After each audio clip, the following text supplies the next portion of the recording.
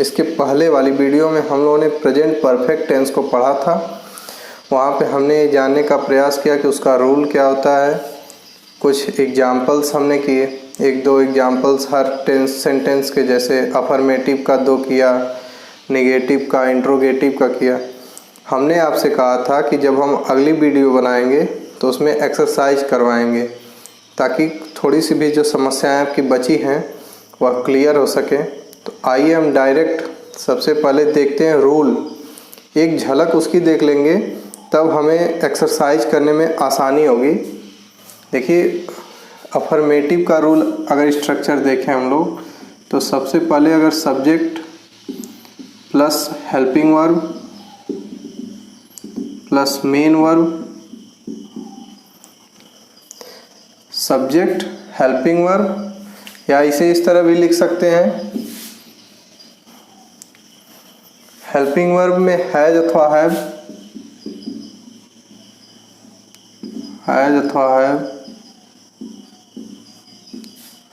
Plus main verb, main verb की third form, plus object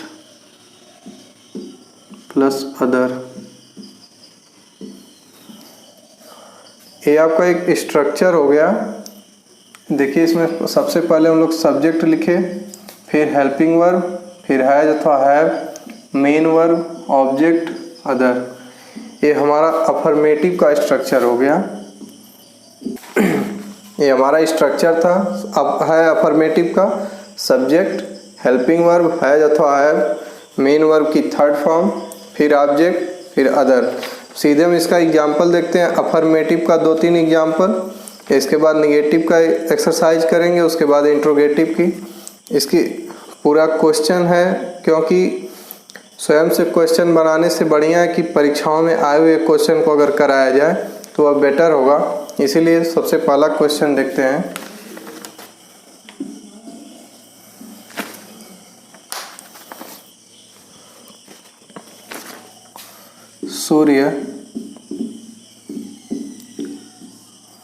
सूर्य अस्त हो गया है।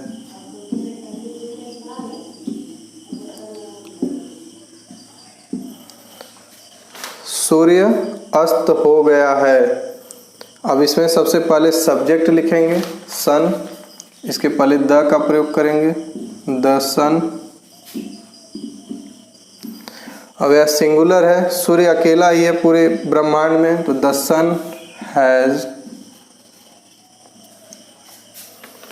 अब अस्त होना की अंग्रेजी होती है सिट, और उगना की अंग्रेजी होती है rise. The sun has sit. The sun has sit. अब दूसरा क्वेश्चन देखेंगे।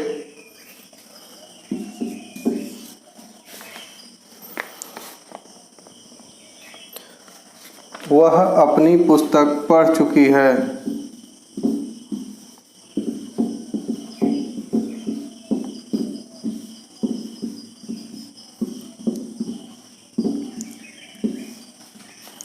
वह अपनी पुस्तक पढ़ चुकी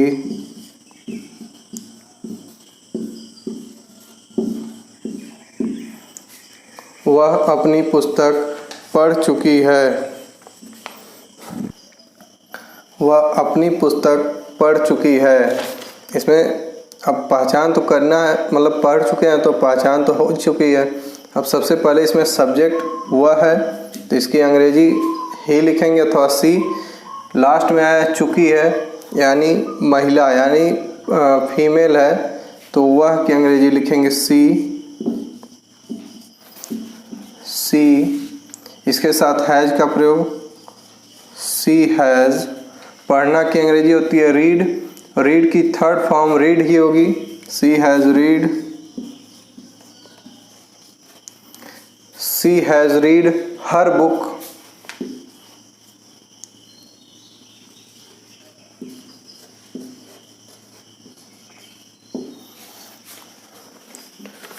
सूर्य अस्त हो गया है। द सन हैज़ सेट, वह अपनी पुस्तक पढ़ चुकी है। सी हैज़ रीड हर बुक, इसके पहले हमने यहाँ पे सिट लिखा था, सिट ना होके सेट होगा यहाँ पे। द सन हैज़ सेट, वह अपनी पुस्तक पढ़ चुकी है।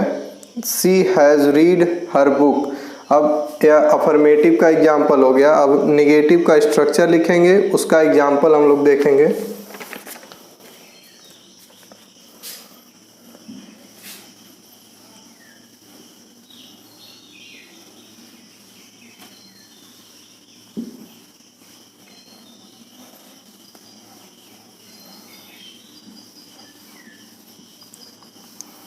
आप लोग चैनल को सब्सक्राइब भी करिए और इसे ज़्यादा से ज़्यादा लोगों के पास शेयर करिए ताकि इसका फ़ायदा सभी बच्चों को मिल सके। अब हम निगेटिव सेंटेंस का स्ट्रक्चर एक बार याद दिलाने के लिए फिर से लिख रहे हैं। ज़्यादा कुछ नहीं करना है इसमें। सबसे पहले subject plus helping verb has अथवा हैव रहेगी। फिर इसके बाद नॉट का प्रयोग, नॉट का प्रयोग प्लस मेन वर्ब की थर्ड फॉर्म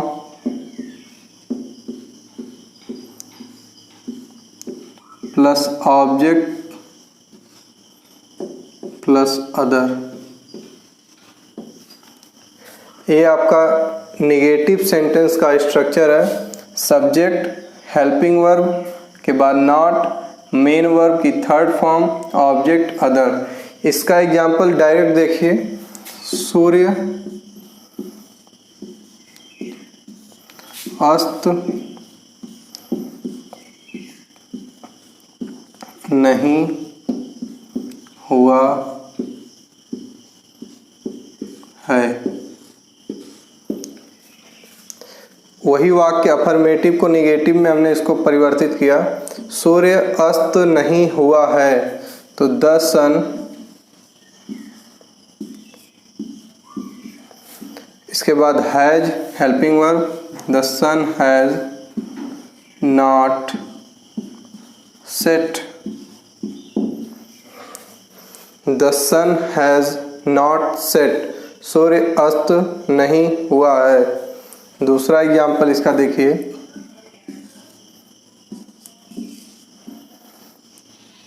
वे स्कूल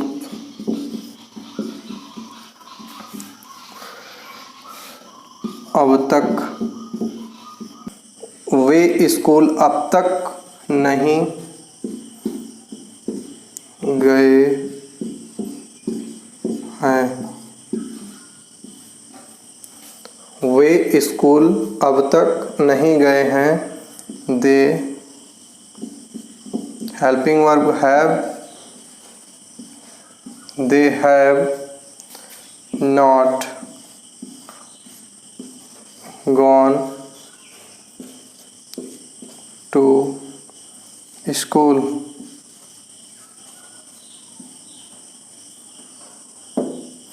सबसे पहले सब्जेक्ट, उसके बाद हेल्पिंग वर्ब, उसके बाद नॉट, मेन वर्ब की थर्ड फॉर्म, गो की third form, go, went, gone, third form gone.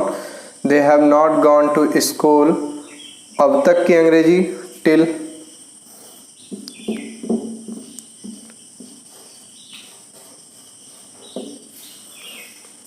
They have not gone to school till now, अब तक वह स्कूल नहीं गए हैं। ये आपका निगेटिव का स्ट्रक्चर और उसके कुछ एग्जाम्पल। अब इसके बाद हम इंट्रोगेटिव सेंटेंस देखते हैं।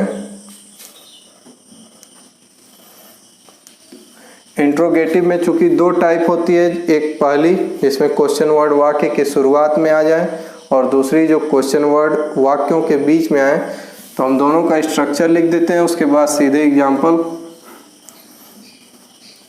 आप एग्जाम्पल स्वयं से भी करिए, एक्सरसाइज करिए, और जो भी एक्सरसाइज में आपको समस्या हो रही है हमारे कमेंट बॉक्स में लिखिए उसे आकर के, और हम उसकी समस्याओं का निर्धारण आपको ज़रूर करेंगे।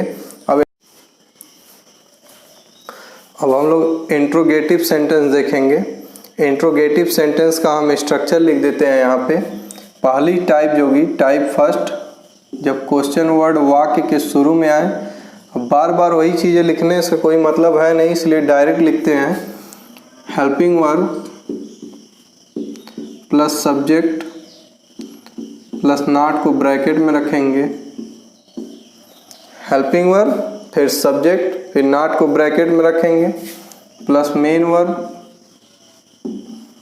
की third form plus object plus other. ये टाइप फर्स्ट का स्ट्रक्चर हो गया आपका, helping verb subject not main verb की third form object plus other. अब सेकंड टाइप सेकंड का स्ट्रक्चर देख लेते हैं।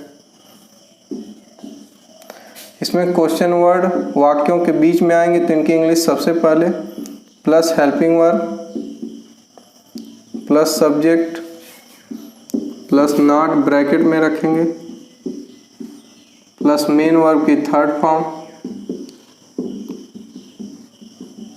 Plus object plus other. ये आपके स्ट्रक्चर होंगे दोनों टाइप के। अब हम लोग सीधे एग्जाम्पल पे चलते हैं। एग्जाम्पल इससे हम करवाने का एक ही मतलब है हमारा कि आपको जेन्युइन क्वेश्चन मिलते रहें, ताकि परीक्षाओं के दृष्टि से जो भी परीक्षाओं में क्वेश्चन आ चुके हैं या जिनके आने की संभावना है उससे आपका लाभ हो सके। अब हम लोग सीधे एग्जाम्पल देखते हैं।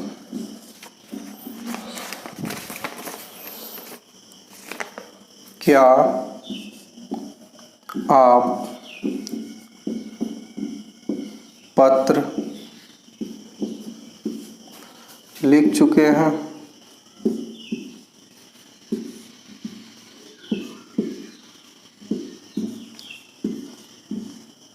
Question mark.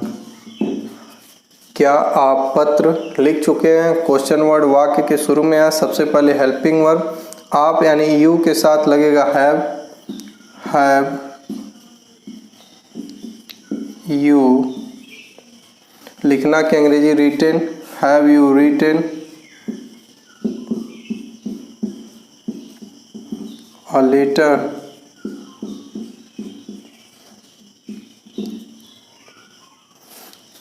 Have you written a letter. क्या आप पत्र लिख चुके हैं? दूसरा एग्जाम्पल देखिए, फर्स्ट टाइप का एग्जाम्पल है।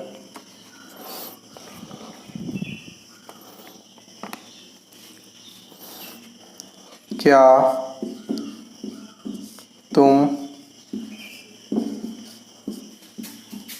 तुम यह कार्य कर चुके हो?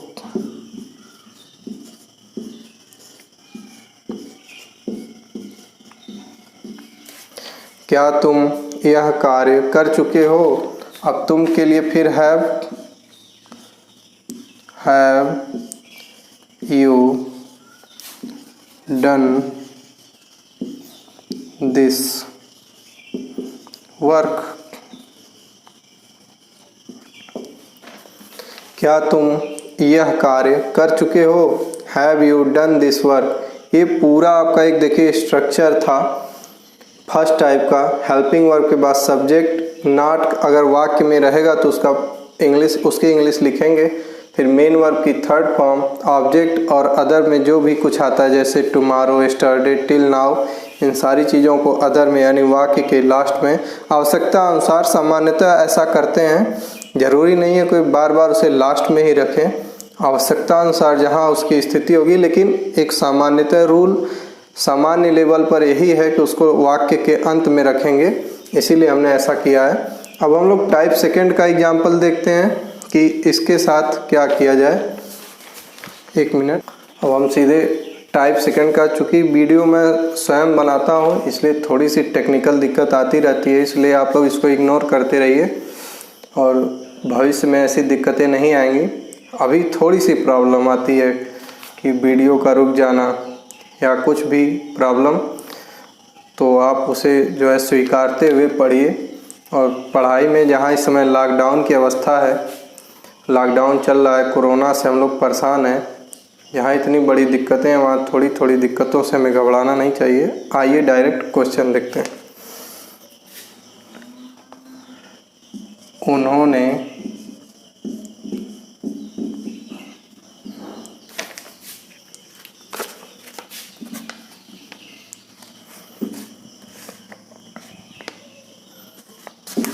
अब कौन आया है।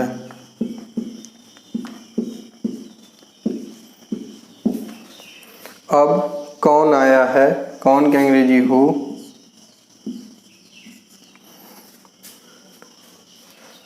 अब कौन आया है तो सबसे पहले हु लिखेंगे, इसके बाद helping verb who has come now. अब कौन आया है, सबसे पहले कौन की अंग्रेजी हु, हेल्पिंग वर्ब हैज़ का प्रयोग हु हैज़ कम नाउ। अगला एग्जाम्पल देखते हैं।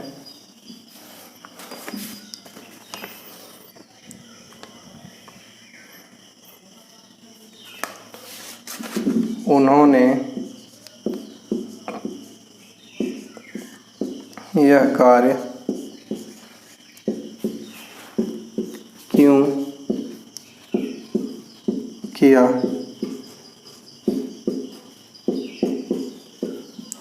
उन्होंने यह कार्य क्यों किया, सबसे पहले अंग्रेजी क्यों की, वाई। उन्होंने प्लूरल है, why have they, why have they done, why have they done this work.